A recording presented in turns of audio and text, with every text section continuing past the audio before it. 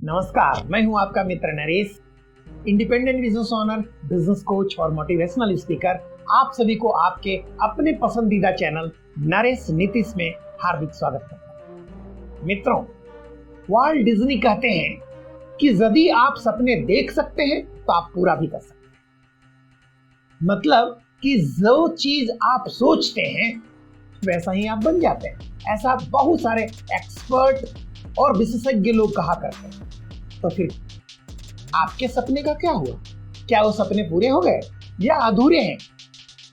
क्या आप अपने बचपन में लौटकर देख सकते हैं कि आप किस तरह का सपना देखा करते थे?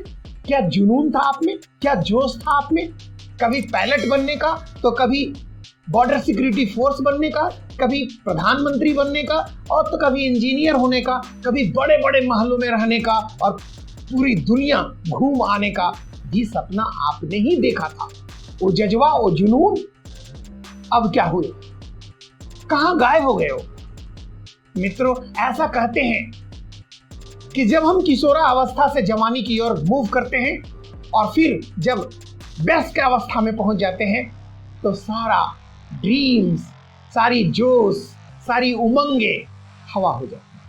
आखिर क्यों होता है ऐसा? एक्सपर्ट मानते हैं कि जैसे जैसे हम बड़े होते चले जाते हैं तो हम नकारात्मक समाज को और उसमें रहने वाले नकारात्मक लोगों को अपना रोल मॉडल मान बैठते हैं और हमें भी ऐसा लगने लगता है कि मेरी जिंदगी भी इन्हीं लोगों के जैसा है और हमें अब कुछ नहीं हो सकता।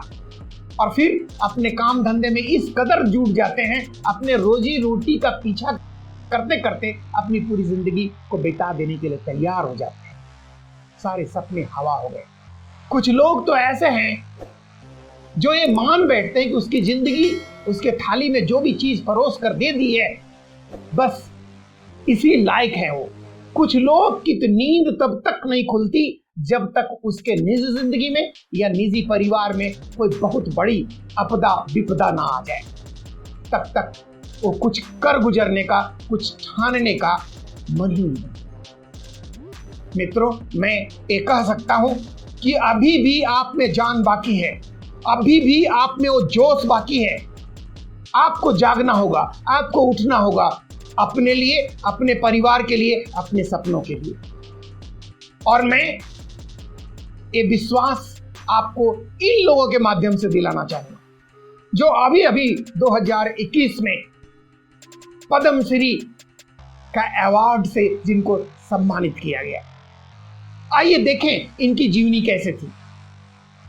इनमें छुटनी देवी जो झारखंड से थी, कभी उनको डाइन कहकर घर गांव से निकाल दी गई थी। दुलारी देवी जो बिहार से हैं, बर्तन मांझ मांझ के मधुबनी पेंटिंग सीखी। डॉक्टर वार्ले छत्तीसगढ़ से हैं जो पंथी नृत्य के माध्यम से गुरु घासी के संदेशों का प्रचार प्रसार किया। डोम राजा जगदीश काशी उत्तर प्रदेश से हैं जो लोगों को मोक्ष दिलाने का काम किया। रामचंद्र मांझी बिहार से जो लौंडा डांस के परंपरा को शुरुआत करने वाले हैं, जिन्हें भोजपुरी का शेक्सपियर भी कहा जाता है। डॉक्टर टी वीराधवन तमिलनाडु से हैं जिन्हें 2 रुपये का डॉक्टर कहा जाता है। लाखा खान राजस्थान से हैं, देश के एकलौते प्यालेदार सिंधी सारंगी वादक हैं। सुदर्शन साहू उड़ीसा से पौराणिक कथाओं पर मूर्तियों को इस कदर ढालते हैं जो उसके जैसा कोई जोड़ नहीं। पपमाल तमिलनाडु से 105 वर्ष की उम्र में भी ऑर्गेनिक खेती कर रही हैं। सुजीत चट्टोपाध्याय पश्चिम बंगाल से अपने घर में ही पाठशाला चलाते हैं। पूरे साल का फीस जो है 1 रुपया लेते हैं। नारायण देवनाथ पश्चिम बंगाल से 70 वर्ष के उम्र तक कॉमिक्स बना रहे हैं। राधा देवी मणिपुर से परंपरा मणिपुर विवाह परिधान का इस कदर बुन रही है कि उसमें नया जान फूंक डाला है। इन सारों लोगों का यदि आप जिंदगी देखें तो आप दंग रह जाएंगे। इनकी जिंदगी में इतनी उतार और चढ़ाव थी, यदि आपके और मेरे जिंदगी में आ जाए तो हम वहीं रुक जाएंगे। इन 12 लोगों में से मैं आज आपको एक व्यक्ति का हकीकत बयां करना चाहूंगा, और वो है छुटनी देवी, झारखंड से सरायकेला के आसपास के गांव में रहने वाली एक महिला, जो महतो परिवार में जन्मी पली बढ़ी और शादी होके अपने ससुराल को गई। उनके दिन अच्छे थे, ससुराल वाले सारे लोग उनको मान रहे थे, उनके पति भी बहुत अच्छे तरह से मान रहा था। इस तरह से उनके 4 बच्चे हुए, और अचानक एक दिन एक ओझा ने आकर कहा कि ये डाइन है। पूरा गांव एक तरफ हो गया। उनके पति उनको छोड़ दिया 4 बच्चों के साथ। वो महिला क्या करती, उन्हें पूरा समाज मिलकर, आप जानकर दंग रह जाएंगे दोस्तों, छुटनी महतो को मलमूत्र पिलाया गया। उन्हें अर्धलंग करके एक पेड़ में बांध दिया गया और जबरदस्त बुरी तरह पीटा गया। और एक रात गांव वालों ने प्लान बनाया कि इनका मर्डर कर दिया जाए। छुटनी को जैसे ये पता चला, अपने 4 बच्चों के साथ जंगलों में भाग गई। महीनों तक जंगलों में गुजारने के बाद जब गांव वालों का ये विश्वास हो गया कि अब ये दुनिया में नहीं रही, तो उसे छोड़ दिया।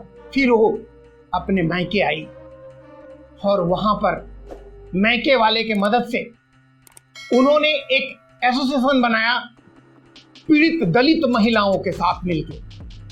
आज उनके पास 70 महिलाओं का एक जबरदस्त सेना है, जो आसपास में डाइन और गरीब दलित पीड़ित लोगों को मदद करती है। जैसे ही किसी महिला पर या किसी व्यक्ति पर परिताड़ना आता है, इनके सारे फौज जाकर उसे बचा लेते हैं। अपनी छोटी सी कमाई में ये प्रत्येक दिन 15 से 20 लोगों को हर दिन मुफ्त में भोजन कराती है। इनका मदद करने के लिए ना ही कोई पुलिस वाले सामने आए, ना ही कोई राजनेता सामने आए। और एकाएक एक दिन उनके एसोसिएशन का घंटी बजा और खोजा गया, छुटनी देवी है क्या? ये फोन दोस्तों पीएमओ से था, प्रधानमंत्री कार्यालय से। और जब ये छुटनी को फोन आया तो उसने कहा कि 1 घंटा बाद बात करेंगे। मैं ये कहना चाहता हूं कि जब कामयाबी, जब कर्म, जब बोलता है, जब जुनून बोलता है, तो फिर पीएमओ से फोन आए चाहे राष्ट्रपति भवन से, कोई फर्क नहीं पड़ता। 1 घंटा बाद फिर फोन आया और उनसे कहा गया कि छुटनी जी, आपको पद्मश्री अवार्ड के लिए आमंत्रित किया जाता है। फिर प्रेस वाले, फिर राजनेता, न जाने कितने लोग उनसे मिलने के लिए आए। यह है छुटनी की कहानी। क्या इससे भी बदतर जिंदगी आप जी रहे हो? क्या इससे भी बदहाल हालत है आपका? उस स्थिति में यदि हम और आप होते तो मरने के सिवा और कुछ नहीं करते। मित्रों, जागिए, उठिए, अपने आप को पहचानिए, ईश्वर प्रदत्त प्रतिभाओं को जगाइए। आप में भी वो काबिलियत है, आप में भी वो जोश है, आप में भी वो जुनून है, बस जगाने की जरूरत है। याद रखिए, विवेकानंद ने कहा था कि तब तक मत रुको जब तक मंजिल प्राप्त नहीं हो जाए। और मैं आशा करता हूं कि आपके सारे सपने पूरे हों। इसी आशा विश्वास के साथ मैं नरेश आपसे विदा लेना चाहूंगा, ये कहते हुए कि यदि ये वीडियो आपको अच्छा लग रहा है तो इसे लाइक करना, सब्सक्राइब करना और शेयर करना ना भूलें। Thank you very much. Bye.